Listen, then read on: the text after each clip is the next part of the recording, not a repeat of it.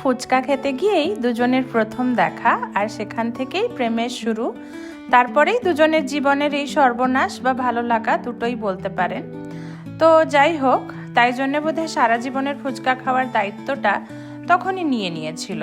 আজকে যেহেতু এখানে প্রথম থেকেই বলেছি একটু ঠান্ডা ঠান্ডা ওয়েদার, খুব বৃষ্টি পড়ছে, তাই জন্য আজকে বিকেলবেলায় আমরা ভাবলাম আজকে একটু স্ট্রিট ফুডই খাওয়া যাক। তাই জন্য হলো ফুচকা, আর তার সাথে হচ্ছে একটু নাচোস, একটু আমেরিকান স্ট্রিট ফুড, আর তার সাথে আমাদের দেশি স্ট্রিট ফুড। আর সব থেকে বড় কথা, আমাদের ছেলে যে কখনো ইন্ডিয়াতে ফুচকা খায়নি, সেও এখানকার ফুচকা খেতে খুবই ভালোবাসে। তো আজকে বরের কাছে দায়িত্ব, তো সব কিছু মিশিয়ে ও এই সমস্ত চাটটাটগুলো ভালোই বানায়। অবশ্য শুধু চাটটাটগুলো বলছি কেন, মোটামুটি সব রান্না ও আমার থেকে বেশিই ভালো বানায়। আসলে ধৈর্যটা একটু বেশি, তো রান্নাতেও ধৈর্য, জীবনেও ধৈর্য, দুটো জিনিসেই ওর ধৈর্যটা একটু বেশি। ও এখানে আলুগুলো মাখছে, আর তার সাথে আমি এই নাচোর জন্যে একটু চিকেনটা বানিয়ে নিচ্ছি। আসলে বাইরের থেকে ঘরেই যদি সমস্ত কিছু নিয়ে আসে খাওয়া যায়, তাহলে টেস্টও অনেকটা ভালো হয়, আর অনেকটা খাওয়াও যায়, তাই না?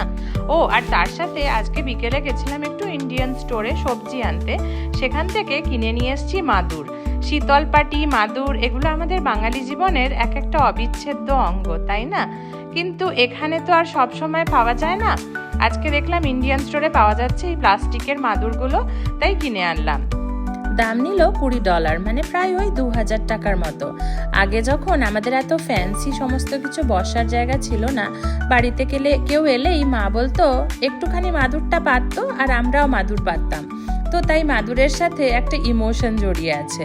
এই যে আমাদের খাবার মোটামুটি সন্ধ্যের স্ন্যাক্স রেডি, ফুচকা, নাচোস, টকের জল, পুরবের জন্য একটু আলাদা করে আলুটা মাখা হয়েছে উইদাউট লঙ্কা।